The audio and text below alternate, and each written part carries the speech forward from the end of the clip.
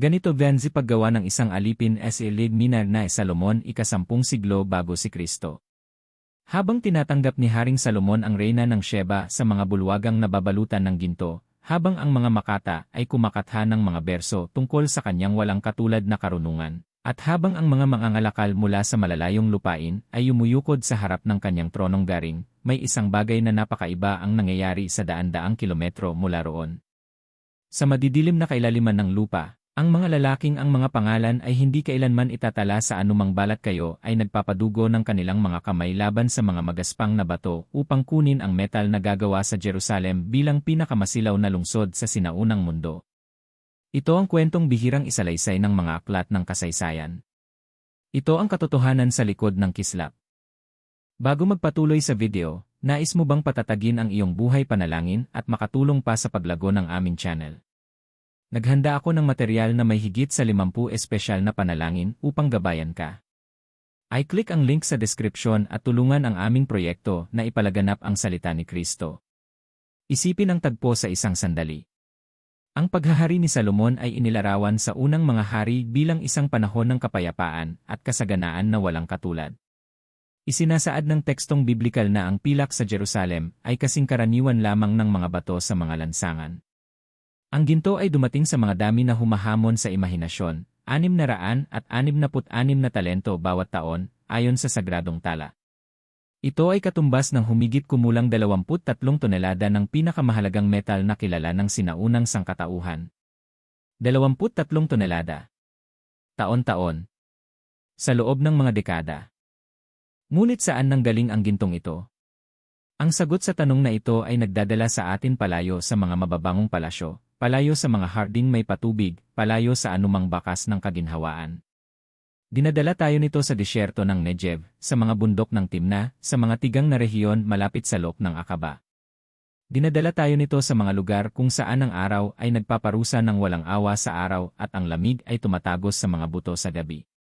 Mga lugar kung saan nagtatapos ang sibilisasyon at nagsisimula ang malupit na paggawa.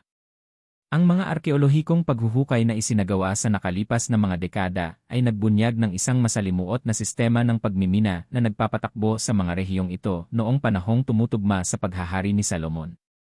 Sa Timna, natuklasan ng mga mananaliksik ang higit sa 10,000 sinaunang balon ng pagmimina.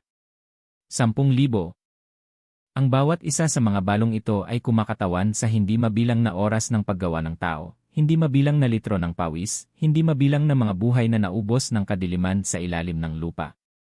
Ngayon, isipin kung ano ang kahulugan ng magtrabaho sa isa sa mga balong ito.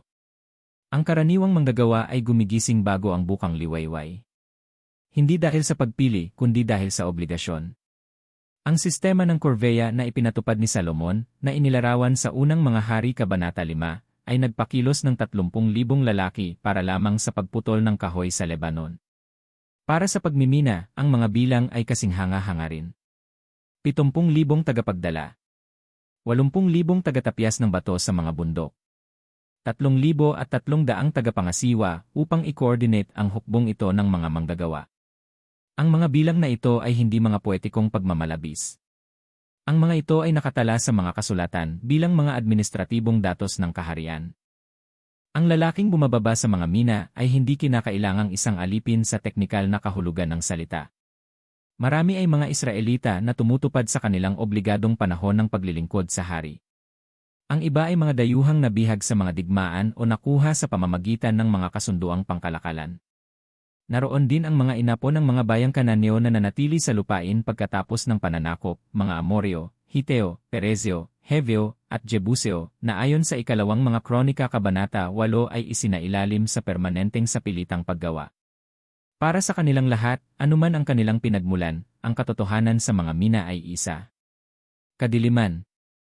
Ang mga sinaunang tunel ng pagmimina ay bihirang lumampas sa 1.5 metro ang taas. Ang isang nasa hustong gulang na lalaki ay hindi makatayo ng tuwid. Ginugugol niya ang buong araw na nakayuko, nakasquat, o nakaluhod. Ang liwanag ay nagmumula sa maliliit na lamparang seramika na pinapatakbo ng langis ng oliba. Ang parehong langis na sa Jerusalem ay ginagamit sa pagpapahid sa mga saserdote at pagpapabango sa mga piging. Sa mga mina, ito ay nasusunog na gumagawa ng mahinang apoy na bahagyang tumatanglaw sa kagyat na espasyo sa paligid ng manggagawa. At ang apoy na ito ay kumukonsumo ng oksiheno. Habang palalim ang tunel, lalong numinipis ang hangin. Ang mga lalaki ay nahihimatay. Ang ilan ay hindi na nagigising. Ano kaya ang pakiramdam ng magpalipas ng 12 oras sa mga ganitong kondisyon? Ang paggawa ay nagsisimula sa pagtukoy ng mga ugat ng mineral sa bato. Ang mga modernong heologo ay humahanga sa kakayahan ng mga sinaunang minero na hanapin ang mga mahahalagang deposito gamit lamang ang biswal na obserbasyon at karanasang naipon sa loob ng mga henerasyon. Kapag natukoy na ang ugat, nagsisimula ang proseso ng pagkuha. Ang mga manggagawa ay gumagamit ng mga kasangkapan na tila primitibo para sa ating mga pamantayan, mga martilyong bato, mga pait na tanso, mga kalang na kahoy, ngunit kumakatawan sa kung ano ang pinakaabante sa teknolohiya ng panahong iyon. Ang pinakakaraniwang metodo ay ang tinatawag na apoy at tubig. Ang mga minero ay nagsisindi ng mga apoy sa dingding ng bato na pinapainit ito ng husto. Pagkatapos ay nagbubuhos sila ng malamig na tubig sa mainit na ibabaw. Ang thermal shock ay nagdudulot ng mga lamat na nagpapadali sa pagbasag ng material. Tila simple. Hindi ito simple. Ang apoy ay kumukonsumo ng mas marami pang oksiheno mula sa nakakasakal na kapaligiran. Ang usok ay pumupuno sa makikitid na tunel. Ang mga mata ay humahapdi. Ang mga baga ay nagbabaga. At ang paggawa ay nagpapatuloy. Isaalang-alang ang sitwasyon ng mga lalaking ito sa isang sandali. Wala silang mga kagamitang pangproteksyon. Walang mga maskara upang i-filter ang alikabok ng mineral na naiipon sa kanilang mga baga sa bawat paghinga. Walang mga helmet upang protektahan ang kanilang mga ulo mula sa mga piraso ng bato na patuloy na nahuhulog. Walang mga guwantes upang iligtas ang kanilang mga kamay mula sa malupit na pagkiskis sa bato. Ang kanilang mga damit ay mga basahan. Ang kanilang mga katawan, mga kasangkapan sa paggawa na pwedeng itapon. Ang mga pag-aaral sa mga labi ng tao na natagpuan sa mga sinaunang lugar ng pagmimina ay nagbubunyag ng isang nakakabagabag na pattern. Mga deformidad sa buto na dulot ng mga sapilitang posisyon na pinanatili sa loob ng maraming taon. Mga kasukasuan na nawasak ng paulit-ulit na pagsisikap. Mga bagang nangitim dahil sa patuloy na paglanghap ng mga partikulo ng mineral, isang kondisyon na tinatawag nating silikosis ngayon. Ang inaasahang haba ng buhay ng isang manggagawa sa mina ay mas mababa kaysa sa pangkalahatang populasyon. Marami ang hindi lumalampas sa 30 taon. 30 taon. Samantala, sa Jerusalem, si Salomon ay nanirahan sa isang palasyo na inabot ng 13 taon bago natapos. 13 taon ng walang humpay na paggawa ng libu-libong mga bihasang manggagawa. Ang templo, ang bahay ng Diyos na magiging sentrong espiritual ng Israel, ay kumonsumo ng karagdagang 7 taon. Magkasama, ang dalawang istrukturang ito ay kumakatawan sa 20 taon ng patuloy na pagtatayo. 20 taon kung kailan ang daloy ng mga mahahalagang materyales ay hindi maaaring tumigil. 20 taon kung kailan ang mga mina ay kailangang maglabas ng walang hinto. Ang gintong nakuha ay dumadaan sa isang masalimuot na proseso bago makarating sa mga panday ginto ng Jerusalem. Una, ang hilaw na mineral ay dinadala sa ibabaw sa mga bakol na pasan sa likod ng mga manggagawa. Ang isang lalaki ay umaakyat at bumababa sa mga pansamantalang hagdan ng 12 ng beses sa isang araw, bawat beses ay may dalang pagitan ng 20 hanggang 30 kilo ng bato. Ang bigat ng isang bagong silang naguya. Inuulit ng walang katapusan. Sa ibabaw, ang mineral ay dinudurog ng mano-mano. Ang mga babae at bata ay madalas na nagsasagawa ng gawaing ito, gamit ang mga bato upang basagin ang mas malalaking piraso sa mas maliliit na bahagi. Ang nagreresultang pulbos ay hinuhugasan sa mga daluyan ng tubig upang ihiwalay ang mga partikulo ng ginto mula sa mga dumi.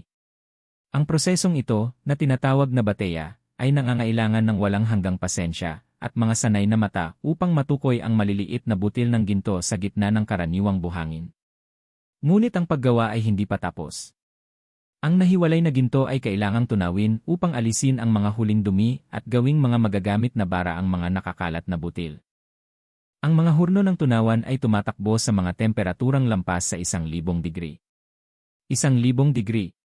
Upang maabot ang init na ito, ang mga manggagawa ay patuloy na nagbobomba ng hangin sa pamamagitan ng mga bellows na gawa sa balat, pinapakain ang mga apoy ng uling na ginawa sa ibang bahagi ng kadena ng produksyon. Ang init ay napakatindi kaya ang mga lalaking nagtatrabaho malapit sa mga hurno ay dumaranas ng patuloy na pagkapaso. Ang kanilang mga balat ay permanenteng nagkakabakas. Ang kanilang mga buhok napapaso. Ilarawan ito sa iyong isipan. Isang kadena ng produksyon na nagsisimula sa madidilim na kailaliman ng lupa at nagtatapos sa mga nagbabagang hurno sa ibabaw. Sa bawat yugto, ang mga katawan ng tao ay nagsisilbing mga ingrenahe ng isang walang awang makina. At sa dulo ng kadenang ito, ang dinalisay na ginto ay maingat na tinitimbang, itinatala, at ipinapadala sa mga karabana na pinoprotektahan ng mga sundalo hanggang sa mga maharlikang kayamanan ng Jerusalem. Ang mga karabana ay naglalakbay ng daan-daang kilometro sa mga mapanganib na teritoryo. Ang disyerto ng Negev ay tahanan ng mga tribong lagalag na nakikita sa mga dinadalang kayamanan ang isang hindi matatanggihang pagkakataon para sa pagnanakaw. Dahil dito, ang bawat kargamento ng ginto ay nangangailangan ng makabuluhang escort na militar. Ang mga sundalo na maaaring nagtatanggol sa mga hangganan ng kaharian ay inililipat upang protektahan ang metal. Ang gastos militar ng kayamanan ni Salomon ay bihirang mabanggit, ngunit ito ay malaki. Kapag ang ginto ay sa wakas nakarating na sa Jerusalem, ito ay ibinibigay sa mga maharlikang bihasang manggagawa. Ang mga lalaking ito, hindi tulad ng mga minero, ay mga respetadong propesyonal. Marami ang nagmula sa Tiro na ipinadala ni Haring Hiram bilang bahagi ng kanyang alyansa kay Salomon. Nagtatrabaho sila sa mga silid na may sapat na liwanag, gamit ang mga pinong kasangkapan upang gawin ang hilaw na metal na mga bagay na may walang katulad na kagandahan. Ang mga kerubin ng templo. Ang luklukan ng awa ng kaban. Ang mga sagradong kagamitan ng dambana. Ang bawat piraso ay kumakatawan sa mga oras ng masusing masining na paggawa. Ngunit sa likod ng bawat piraso, hindi nakikita at nakalimutan, ay ang sakit ng mga kumuha ng metal mula sa lupa. Hindi ganap na itinatago ng Biblia ang katotohanan ito. Sa unang mga hari kabanata 12, pagkatapos ng kamatayan ni Salomon, matatagpuan natin ang isang nagbubunyag na ulat. Ang bayan ng Israel ay lumapit kay Rehoboam, anak at kahalili ni Salomon, na may malinaw na petisyon, pinabigat ng iyong ama ang aming pamatok. Ngayon nga ay pagaanin mo ang mahirap na paglilingkod sa iyong ama, at ang kanyang mabigat na pamatok na inilagay niya sa amin, at kami ay maglilingkod sa iyo. Ang mayabang na sagot ni Rehoboam, na nangangakong lalo pang daragdagan ang pasanin, ay nag-udyok sa pagkakahati ng kaharian. 10 tribo ang nag-alsa at bumuo ng hilagang kaharian, ang Israel. Ang Juda at Benjamin lamang ang nanatiling tapat sa sambahayan ni David. Masdan ang ibinubunyag nito. Ang kasaganaan ng paghahari ni Salomon ay may presyo. At ang presyong ito ay kinuha mula sa mga likod, mga kamay, at mga buhay ng karaniwang tao. Nang ang presyon ay naging hindi na matitiis, ang kahariang itinayo ng may labis na pagsisikap ay nahati sa gitna. Ang ginto ay hindi nakabili ng katapatan. Ang karunungan ay hindi nakatiyak ng pagpapatuloy. Ang bigat ng pagsasamantala ay kalaunang naniningil ng kabayaran. Bumalik tayo sa mga mina. Ang isang aspeto na madalas baliwalain sa sinaunang pagmimina ay ang epekto nito sa sikolohiya. Ang mga lalaking ito ay hindi mga makina. Mayroon silang mga pamilya. Mayroon silang mga pangarap. Mayroon silang mga takot. Ang paglipas ng mga buwan o taon sa kailaliman ng lupa, malayo sa lahat ng kanilang kilala at minamahal, ay nag-iwan ng mga hindi nakikitang marka na kasing lalim ng mga pisikal na pilat. Ang mga tala mula sa ibang mga sinaunang sibilisasyon na nagsagawa ng malawakang pagmimina, mga Ehipsyo, Romano, Griego, ay bumabanggit ng mga pagtatangkang magpakamatay sa mga manggagawa sa mina. Binabanggit nila ang mga desperadong pagtakas na halos palaging nagtatapos sa muling pagkabihag at malupit na parusa. Binabanggit din nila ang maliliit na anyo ng paglaban, sadyang mabagal na paggawa, maingat na pagsabotahe sa mga kasangkapan, mga awit na nagpapahayag ng panaghoy ng hindi napaparusahan bilang direktang pagsuway. Wala tayong mga tiyak na tala ng mga gawaing ito sa mga minang iniugnay kay Salomon. Ngunit magiging mangmang na isipin na ang karanasan ng tao ay pangunahing naiba. Ang sakit ay universal. Ang kawalan ng pag-asa ay walang hangganang kultural. Iminumungkahi ng ilang istoryador na ang sikat na karunungan ni Salomon ay kinabibilangan ng isang pragmatikong pag-unawa sa pangangailangang panatilihing gumagana ang mga manggagawa sa pinakamababang antas. Sapat na pagkain, malamang na tinapay, tubig, paminsan-minsang tuyong karne o isda, ay ibinibigay hindi dahil sa awa, kundi dahil sa ekonomikong kalkulasyon. Ang isang patay na manggagawa ay hindi naglalabas ng produkto. Ang isang may sakit na manggagawa ay maliit ang nilalabas. Ang panatilihing buhay ang lakas paggawa ay simpleng mahusay na pangangasiwa. Ang malamig na lohikang ito ay kapansin-pansing kabaligtaran ng mga kawikaan na iniugnay sa parehong hari. Huwag mong ipagkait ang mabuti sa kinauukulan, pagka nasa kapangyarihan ng iyong kamay ang gawin ito. Ang mga salita ay maganda. Ang pagsasagawa ay iba. Ang sistema ng mga shift sa mga mina ay malamang na sumusunod sa isang paikot na pattern. Binabanggit sa unang mga hari Kabanata 5 na ang 30,000 lalaking ipinadala sa Lebanon upang pumutol ng kahoy ay hinati sa mga grupo ng 10,000, bawat grupo ay nagtatrabaho ng 1 buwan at nagpapahinga ng 2. Kung ang modelong ito ay inilapat sa mga mina, nangangahulugan ito na ang bawat manggagawa ay gumugugol ng 4 na buwan bawat taon sa kailaliman ng lupa. 4 na buwan ng kadiliman. 4 na buwan ng alikabok. 4 na buwan malayo sa pamilya. Ngunit may mga naangatwiran na ang paggawa sa mga mina ay mas malupit. Hindi tulad ng pagputol ng kahoy na maaaring gawin sa mga kondisyon sa labas, ang pagmimina ay nangangailangan ng espesyalisasyon. Ang mga manggagawa ay kailangang kilalanin ang mga tunel, unawain ang mga senyales ng napipintong panganib. Malaman kung paano bigyang kahulugan ang mga pagkakaiba sa bato na nagpapahiwatig kung saan masagana ang mineral. Ang patuloy na pagpapalit ng lakas paggawa ay hindi magiging epesyente.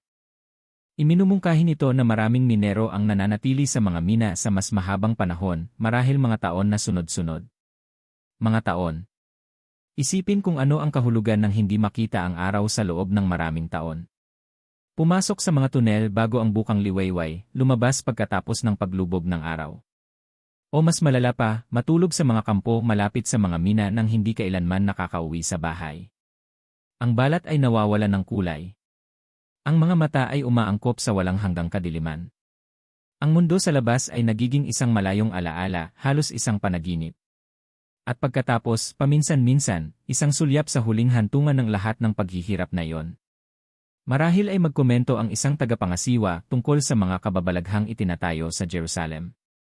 Marahil ay ilarawan ng isang manlalakbay ang kislap ng templo sa dapit hapon, kapag ang liwanag ng lumulubog na araw ay ginagawang mga nagbabagang uling ang mga dingding nitong nababalutan ng ginto. Para sa minero, ang pangitaing ito ay hindi maabot.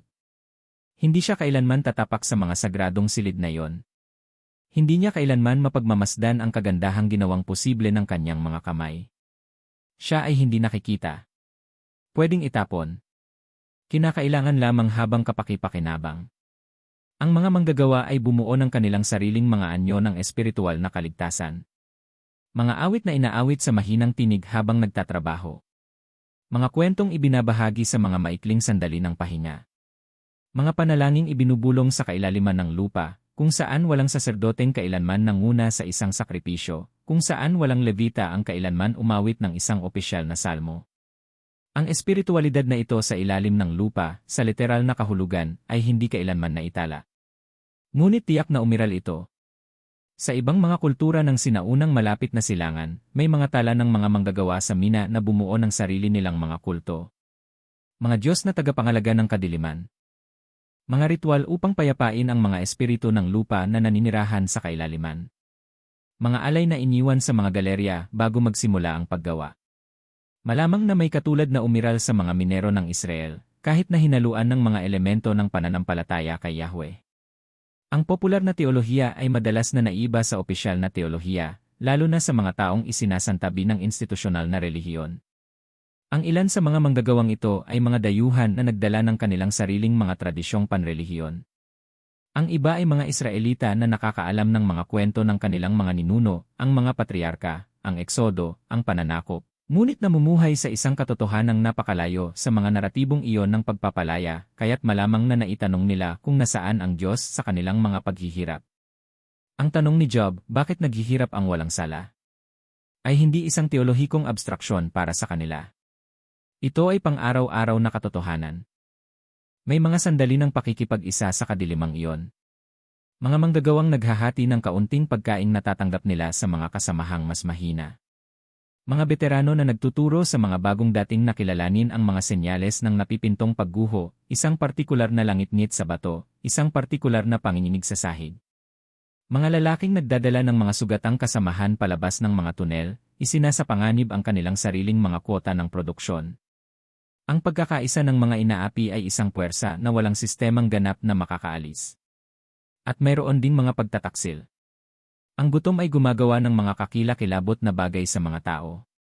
Mga tagapangasiwa na nag-aalok ng dagdag na rasyon kapalit ng pagsumbong sa mga kasamahang mabagal magtrabaho. Mga manggagawang nag-aaway para sa mga pinakamagandang lugar sa mga galerya, kung saan ang hangin ay medyo hindi gaanong masama. Ang pang-aapi ay hindi lamang dumudurog, ito rin ay sumisira. Ginagawa nitong mga katuwang ang mga biktima, at ang mga katuwang ay nagiging mga bagong mang-aapi.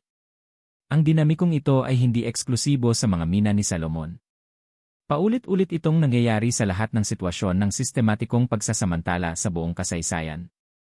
Ngunit ang pagkilala rito ay hindi nagpapababa sa kasalanan ng sistema. Inilalantad lamang nito ang isa pa sa mga kalupitan nito, ang kakayahang gawin ang mga biktima na lumahok sa kanilang sariling pang-aapi. Ang kabalintunaan ay matalas. Ang templo ng Jerusalem ay itinayo upang maging tahanan ng Diyos sa gitna ng mga tao. Ang pinakasagradong lugar sa lupa. At ang pagtatayo nito ay umasa sa pawis ng mga lalaking itinuring na mas mababa sa tao. Ang ginto na bumabalot sa kabanal-banalang dako, ang pinakasagradong silid ng templo, kung saan nananahan ang banal na presensya, ay kinuha mula sa lupa ng mga taong hindi kailanman makakaranas ng kalapitan sa sagrado na ginawang posible ng kanilang paggawa. Ang mga kasulatan ay nagdedetalye ng may kahanga-hangang katumpakan sa mga dami ng gintong ginamit. Ang kabanal-banalang dako, isang perpektong kubo na may 20 siko ang bawat panig, humigit kumulang 10 metro sa bawat direksyon, ay ganap na nabalutan ng purong ginto. Ang mga dingding, ang sahig, ang kisem, ang 2 kerubin na nagbabantay sa kaba ng tipan ay may 5 metrong taas ang bawat isa, na may mga pakpak na umaabot ng 5 metro. Ang mga ito ay gawa sa kahoy na oliba at nababalutan ng buo ng ginto. Ang dambana ng insenso ay ginto. Ang mesa ng mga tinapay ng pagtatanghal ay ginto. Ang 10 kandelero na tumatanglaw sa banal na dako ay purong ginto. Kalkulahin ang bigat ng lahat ng ito. Tinataya ng mga istoryador na ang balot lamang ng kabanal-banalang dako ay kumonsumo ng humigit kumulang 15 tonelada ng ginto. Ang mga kerubin, 3 tonelada. Ang mga sagradong kagamitan at kasangkapan, 5 tonelada.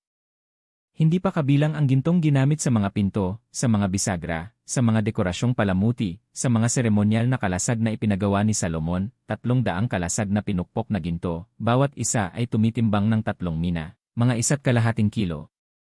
450 kilo sa mga dekorasyong kalasag lamang. At ang lahat ng gintong ito ay dumaan muna sa mga kamay ng mga minero. May isa pang aspeto na bihirang nating isaalang-alang. Ang ginto ay hindi lamang ang tanging metal na nakuha. Ang tanso ay kasing halaga rin. Ang mga haliging tanso na nasa gilid ng pasukan ng templo, Jachin at Bos, ay mga monumental na istruktura na may 9 na metrong taas ang bawat isa. Ang dagat na tanso, ang malaking palanggana na ginagamit ng mga saserdote para sa ritual na paglilinis, ay may 5 metrong diametro at naglalaman ng 40,000 litro ng tubig. Ang mga bagay na ito ay nangangailangan ng napakalaking dami ng tanso, na kailangan din minahin, tunawin, at i-transport. Ang mga mina ng tanso sa Timna ay mas malawak pa kaysa sa mga deposito ng ginto. Ang buong lambak ay isang sinaunang industrial na tanawin, na may mga bundok na butas-butas ng daan-daang tunel. Ang slag, ang latak ng proseso ng pagtunaw, ay bumuo ng mga bunton na hanggang ngayon ay nakikita pa, mga tahimik na saksi sa laki ng produksyon. Ang mga pagsusuring kemikal sa slag na ito ay nagbubunyag ng mga temperatura ng pagtunaw na hanggang 1,200 degree. Mga temperatura na nangangailangan ng sopistikadong teknolohiya at malupit na paggawa ng tao upang mapanatili. Ang mga manggagawang nagpapatakbo ng mga hurno ng tunawan ay humaharap sa mga panganib na naiba sa mga minero sa ilalim ng lupa, ngunit kasing nakamamatay. Ang mga malalang pagkapaso ay pang-araw-araw. Ang paglanghap ng mga usok ng metal ay nagdudulot ng mga partikular na sakit sa baga. Ang matinding init ay nagdudulot ng matinding dehidrasyon sa isang kapaligiran ng disyerto kung saan ang tubig ay kulang na. Marami ang namamatay sa thermal exhaustion, ang kanilang mga katawan ay bumibigay na lamang sa imposibleng init. At naroon din ang mga tagagawa ng uling. Upang mapanatiling gumagana ang mga hurno, kinakailangan ang isang patuloy na supply ng uling. Nangangahulugan ito ng pagputol ng mga puno sa disyerto, kung saan ang mga puno ay bihira at mahalaga, at gawin itong uling sa pamamagitan ng kontroladong pagsunog. Ang proseso ay tumatagal ng ilang araw at nangangailangan ng patuloy na pagbabantay. Ang mga tagagawa ng uling ay patuloy na nakakalanghap ng usok. Ang kanilang mga damit, ang kanilang mga buhok, ang kanilang balat ay permanenteng nanunuot ang masangsang na amoy ng carbonized na kahoy. Sila rin ay hindi nakikita. Sila rin ay nakalimutan. Ang kadena ng produksyon ay umaabot ng daan-daang kilometro. Mula sa disyerto kung saan ang mineral ay kinukuha, dumadaan sa mga hurno kung saan ito dinadalisay, hanggang sa mga karabana na nagdadala ng dinalisay na metal. Sa wakas ay nakakarating sa mga workshop kung saan ginagawa ng mga bihasang manggagawa ang hilaw na materyales na sagradong sining. Sa bawat link ng kadenang ito, ang mga hindi kilalang manggagawa ay nag-aambag ng kanilang pawis at kanilang buhay. Isipin ang administratibong pagiging masalimuot na kinakailangan upang i-coordinate ang lahat ng ito. Si Salomon ay kinikilala sa karunungan ng pag-organisa ng isang epesyenteng kaharian. Ngunit ang epesyensyang ito ay may halaga sa tao. Ang mga eskriba na nagtatala ng produksyon ng mga mina ay hindi isinusulat ang mga pangalan ng mga patay. Ang mga tagapangasiwa na nag-uulat ng pag-unlad ng mga konstruksyon ay hindi binabanggit ang mga sugatan. Ang mga accountant na nagkakalkula ng naipong kayamanan ay hindi binabawas ang halaga ng mga buhay na nawala. Ang accounting ng kaharian ay tumpak pagdating sa ginto. Ito ay tahimik pagdating sa mga tao. Ang katahimikang ito ay marahil ang pinaka-nakakabagabag na aspeto ng buong kwentong ito. Ngunit marahil ay may iba pang paraan upang makita ito. Ang mga propeta ng Israel ay madalas na bumatikos sa obsesyon sa materyal na kayamanan sa gastos ng panlipunang katarungan. Sina Amos, Isaias, Mikas, lahat sila ay kinondena ang mga nag-ipon ng ginto habang inaapi ang mga mahihirap. Ang propetikong tradisyong ito, na namulaklak sa mga sumunod na siglo pagkatapos ng paghahari ni Salomon, ay maaaring makita bilang isang direktang tugon sa mga kalabisan ng panahong iyon. Ang mismong huling pagsisisi na iniugnay kay Salomon sa aklat ng Ecclesiastes, walang kabuluhan ng mga walang kabuluhan, lahat ay walang kabuluhan, ay nagmumungkahi ng isang kalaunang kamalayan na ang paghahanap para sa kayamanan at kaluwalhatian ay, sa huli, walang laman. Lahat ay walang kabuluhan. Mga salita ng isang taong nagkaroon ng lahat ng mabibili ng ginto at natuklasan na hindi ito sapat. Para sa mga minero, gayunpaman, ang pilosopiya ay isang hindi maabot na luho. Ang kanilang katotohanan ay mas kagyat. Gutom. Uhaw. Sakit. Takot. At higit sa lahat, ang pangangailangang mabuhay ng isa pang araw. Isa pang oras. Isa pang hampas ng martilyo laban sa batong hindi sumusuko. Ang mga aksidente ay madalas. Ang mga pagguho ay regular na pumapatay ng mga manggagawa. Nang walang sapat na mga metodo ng pag-alalay, ang mga tunel ay umaasa sa heolohikong swerte upang manatiling matatag. Kapag ang swerte ay nabigo, ang mga lalaki ay naililibing ng buhay. Ang kanilang mga katawan ay bihirang mabawi. Walang oras o mapagkukunan para sa mga rescue excavation. Ang produksyon ay kailangang magpatuloy. Ang mga bagong tunel ay binubuksan sa tabi ng mga luma na nagiging mga libingang walang marka. Katahimikan. Ito ang pinakamalupit na katotohanan sa lahat. Ang mga lalaking ito ay namamatay sa katahimikan. Walang tala. Walang alaala. Walang pampublikong pagluluksa. Ang kanilang mga pangalan ay nawala sa panahon tulad ng alikabok na kanilang nilalanghap. Habang si Salomon ay naaalala sa loob ng 3,000 taon bilang ang pinakamatalinong haring nabuhay kailanman, ang mga gumawa sa kanyang paghahari na posible ay mga multong walang mukha sa gilid ng kasaysayan. At gayunpaman, sa isang paraan, sila rin ay mga tagapagtayo ng sagrado. May isang teolohikong pananaw na nakakakita ng mapagtubos na kahulugan kahit sa hindi kinikilalang paghihirap. Ang gintong kanilang nakuha ay bumalot sa lugar kung saan ang mga susunod na henerasyon ay maghahanap sa Diyos. Ang templo ay nanatiling nakatayo sa loob ng halos 400 taon hanggang sa pagkawasak nito ng mga Babilonyo.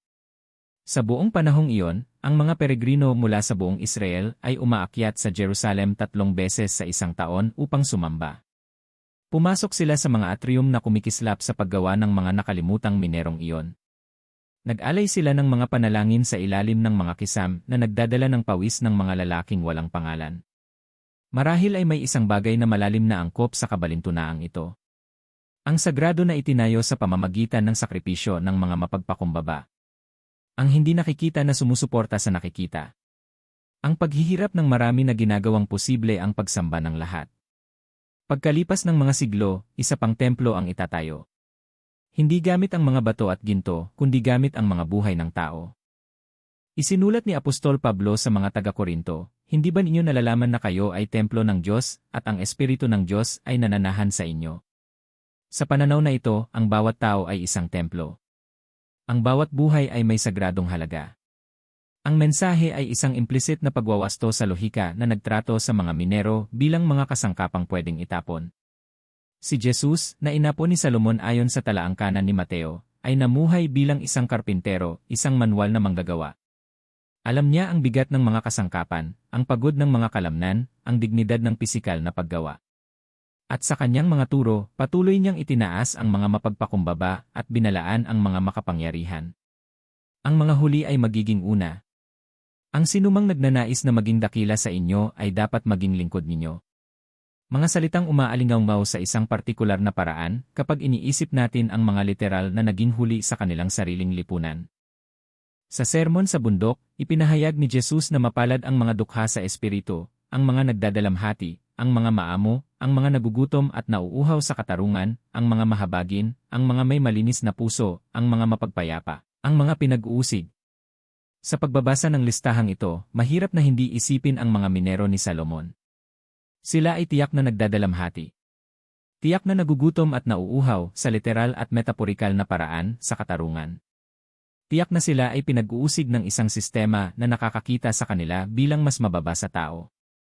Kung si Jesus ay nasa Jerusalem noong panahon ng paghahari ni Salomon, saan natin siya matatagpuan? Ang tanong ay mapanukso, ngunit ang sagot ay tila malinaw. Hindi siya makikita sa mga piging ng palasyo. Hindi siya makikita sa mga ginintuang silid ng templo.